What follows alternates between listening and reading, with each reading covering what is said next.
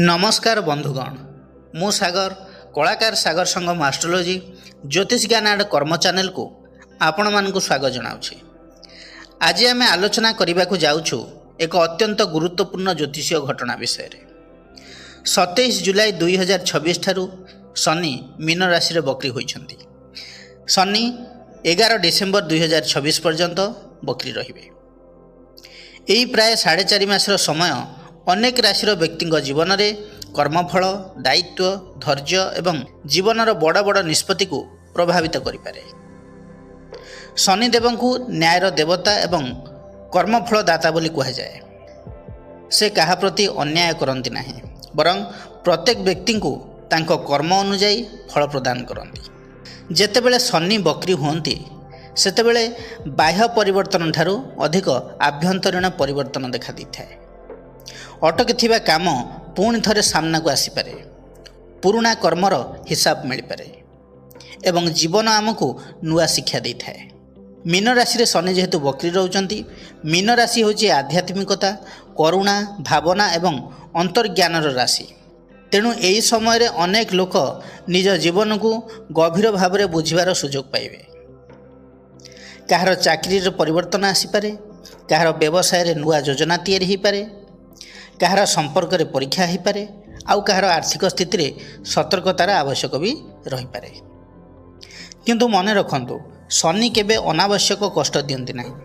से आमको श्रृंखला धैर्य एवं सठिक पथरे चलिबार शिक्षा दियंती।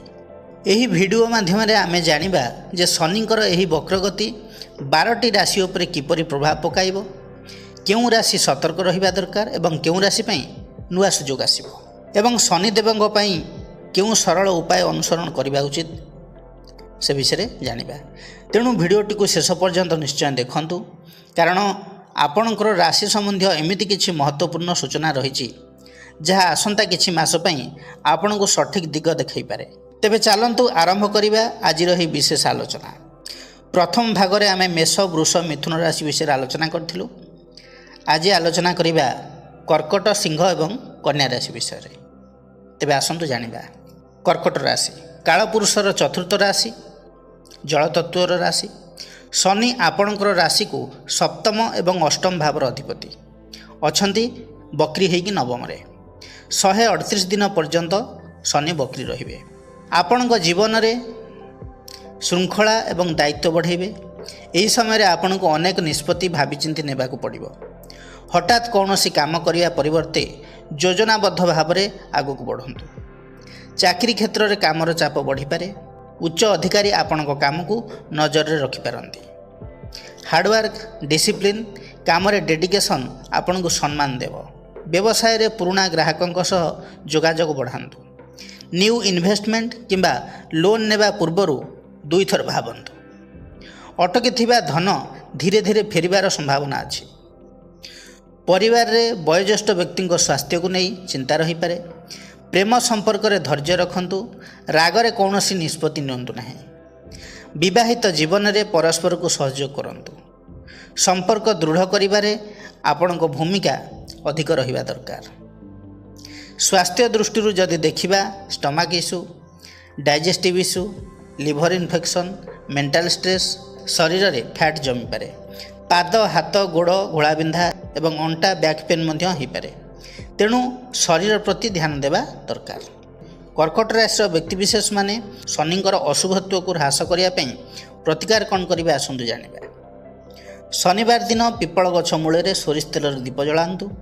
दक्षिणाकालींकर दर्शन करंतु। मंगलवार दिन हनुमान चालीसार पाठ करंतु। शनि चालीसा पाठ करंतु। आपणक पई शुभ रहिबो। एबे आलोचना करिबा सिंह राशि विषय रे। सिंह राशि कालपुरुषर पंचम राशि, अग्नि तत्वर राशि। शनि होउचंती सिंह राशि पई षष्ठ एवं सप्तम भावर अधिपति अछंती मीन राशि अष्टम भाव रे। शनि 138 दिन पर्यंत बकरी रहिबे। तेणु एही बकरी शनि सिंह राशि धैर्य एवं नम्रतार परीक्षा नेब। आपणकर आत्मविश्वास रहिबो, किंतु अहंकार रु आपण दूरी रहिबा आवश्यक। चाकरी रे पदोन्नति किंबा ट्रांसफर रे किछि विलंब होई पारे। तथापि निज काम रे क्वालिटी क्लारिटी रखिले फ्यूचर रे भल अपॉर्चुनिटी मिलिबो। ବ୍ୟବସାୟୀମାନଙ୍କ ପାଇଁ ପୁରୁଣା ଯୋଜନା ପୁଣି ସଫଳ ହୋଇପାରେ। ପାର୍ଟନରସିପ୍ ବିଜନେସ୍ରେ ସ୍ୱଚ୍ଛତା ରଖନ୍ତୁ। ଆର୍ଥିକ ସ୍ଥିତି ସ୍ଥିର ରହିବ, କିନ୍ତୁ ବିଳାସପୂର୍ଣ୍ଣ ଖର୍ଚ୍ଚ ଟିକେ କମାଇବା ଭଲ ହେବ। ବୈବାହିକ ଜୀବନରେ ଅସୁବିଧା ସୃଷ୍ଟି ହେବ, ମିସ୍ଅଣ୍ଡରଷ୍ଟାଣ୍ଡିଂ ହେବ। ତେଣୁ ଜୀବନସାଥୀଙ୍କ ଭାବନାକୁ ସମ୍ମାନ ଦିଅନ୍ତୁ। ଲଭ୍ ଲାଇଫ୍ରେ ଗୁଡ୍ କମ୍ୟୁନିକେସନ୍ ରଖିବାକୁ ଚେଷ୍ଟା କରନ୍ତୁ। ଇଗୋ କଣ୍ଟ୍ରୋଲ କରନ୍ତୁ। ଯେଉଁମାନଙ୍କର ହାର୍ଟ ଇସ୍ୟୁ ବିପି ଅଛି ଏହି ସମୟ ମଧ୍ୟରେ ଚେକଅପ୍ରେ ରହିଲେ ଭଲ। ଥକାପଣ ପ୍ରତି ଧ୍ୟାନ ଦିଅନ୍ତୁ। ଶନିଙ୍କର ଅଶୁଭତ୍ୱ ହ୍ରାସ ପାଇଁ ଶନିବାର ଦିନ କଳା ତିଳ ଦାନ କରନ୍ତୁ ଏବଂ ଶନିଙ୍କର ମନ୍ତ୍ରକୁ ଜପ କରନ୍ତୁ। ମନ୍ତ୍ରଟି ହେଲା ଓଂ ସଂ ଶନିଶ୍ଚରାୟ ନମଃ। ଏହି ମନ୍ତ୍ରକୁ ଦୈନିକ 108 ଥର ଜପ କରନ୍ତୁ, ଆପଣଙ୍କ ପାଇଁ ଶୁଭ ରହିବ। ଏବେ ଆଲୋଚନା କରିବା କନ୍ୟା ରାଶି ବିଷୟରେ। କାଳପୁରୁଷର ଷଷ୍ଠ ରାଶି କନ୍ୟା ରାଶି। କନ୍ୟା ରାଶି ପାଇଁ ଶନି ହେଉଛନ୍ତି ପଞ୍ଚମ ଏବଂ ଷଷ୍ଠ ଭାବର ଅଧିପତି। ଅଛନ୍ତି ସପ୍ତମ ଭାବରେ ମୀନ ରାଶିରେ। ଜୁଲାଇ 27 ତାରିଖ ଠାରୁ ବକ୍ରି ରହିଛନ୍ତି। ଡିସେମ୍ବର 11 ପର୍ଯ୍ୟନ୍ତ ଶନି ବକ୍ରି ରହିବେ। 138 ଦିନ ପର୍ଯ୍ୟନ୍ତ ଶନି ବକ୍ରି ରହିବେ। ତେଣୁ ଶନି ଏଠାରେ ଅନେକ କ୍ଷେତ୍ରରେ ପରିପକ୍ୱତା ଆଣିବେ, ପରିବର୍ତ୍ତନ ମଧ୍ୟ ଆଣିବେ। ଆପଣଙ୍କର ପରିଶ୍ରମର ଫଳ ମିଳିବ, କିନ୍ତୁ ଧୈର୍ଯ୍ୟ ରଖିବାକୁ ପଡ଼ିବ। ଚାକିରିରେ ନୂଆ ଦାୟିତ୍ୱ ମିଳିପାରେ। ଯେଉଁମାନେ ସରକାରୀ ଚାକିରି କିମ୍ବା ପ୍ରତିଯୋଗିତାମୂଳକ ପରୀକ୍ଷା ପାଇଁ ପ୍ରସ୍ତୁତି କରୁଛନ୍ତି, ସେମାନେ ନିୟମିତ ପରିଶ୍ରମ ଜାରି ରଖନ୍ତୁ। ବ୍ୟବସାୟରେ ପୁରୁଣା ସମସ୍ୟାର ସମାଧାନ ମିଳିପାରେ। ନୂଆ ଗ୍ରାହକ ଏବଂ ନୂଆ ସଂଯୋଗ ମଧ୍ୟ ଆସିପାରେ। ଧନ ସମ୍ବନ୍ଧୀୟ କ୍ଷେତ୍ରରେ ସଞ୍ଚୟ କରିବାର ପ୍ରବୃତ୍ତି ବଢ଼ିବ। ଲଙ୍ଗ୍ ଟର୍ମ ପ୍ଲାନିଂ ସକ୍ସେସ୍ ହୋଇପାରେ। ପ୍ରେମ ଜୀବନରେ ସତ୍ୟ ଏବଂ ବିଶ୍ୱାସ ସମ୍ପର୍କକୁ ମଜବୁତ କରିବ। ବିବାହିତ ଜୀବନରେ ଛୋଟ ମୋଟ ବିବାଦକୁ ବଡ଼ କରନ୍ତୁ ନାହିଁ। ସ୍ୱାସ୍ଥ୍ୟ ଦୃଷ୍ଟିରୁ ଯଦି ଦେଖିବା, ସ୍କିନ୍ ଇସ୍ୟୁ, ସ୍ନାୟୁବିକ ଦୁର୍ବଳତା ମଝିରେ ମଝିରେ ରହିବ ଏବଂ ଡାଇଜେସନ୍ ଇସ୍ୟୁ ବି ରହିବ। ଶନିଙ୍କର ଅଶୁଭତ୍ୱ ହ୍ରାସ ପାଇଁ କଳା ବସ୍ତ୍ର ଏବଂ ଲୁହାର ଜିନିଷ ଦାନ କରନ୍ତୁ। ଶନିଙ୍କର ମନ୍ତ୍ରକୁ ଜପ କରନ୍ତୁ। ମନ୍ତ୍ରଟି ହେଲା ଓଂ ସଂ ଶନିଶ୍ଚରାୟ ନମଃ। ଏହି ମନ୍ତ୍ରକୁ 108 ଥର ଦୈନିକ ଜପ କରନ୍ତୁ, ଆପଣଙ୍କ ପାଇଁ ଶୁଭ ରହିବ। ବନ୍ଧୁଗଣ, ଏହା ଥିଲା ଶନି ବକ୍ରିର ଫଳ କର୍କଟ, ସିଂହ ଏବଂ କନ୍ୟା ରାଶି ଉପରେ କିପରି ରହିବ ସେ ବିଷୟରେ ସଂକ୍ଷେପରେ ଆଲୋଚନା। ଯଦି ଭିଡ଼ିଓଟି ଭଲ ଲାଗିଥାଏ ତେବେ ଲାଇକ୍, କମେଣ୍ଟ, ସେୟାର କରିବାକୁ ଜମାରୁ ବି ଭୁଲିବେ ନାହିଁ। ପୁଣି ଆସିବି ଆଉ 3ଟି ରାଶି ତୁଳା, ବିଛା, ଧନୁ ରାଶିର ଭିଡ଼ିଓକୁ ନେଇ। ସେ ପର୍ଯ୍ୟନ୍ତ ରହୁଛି ନମସ୍କାର।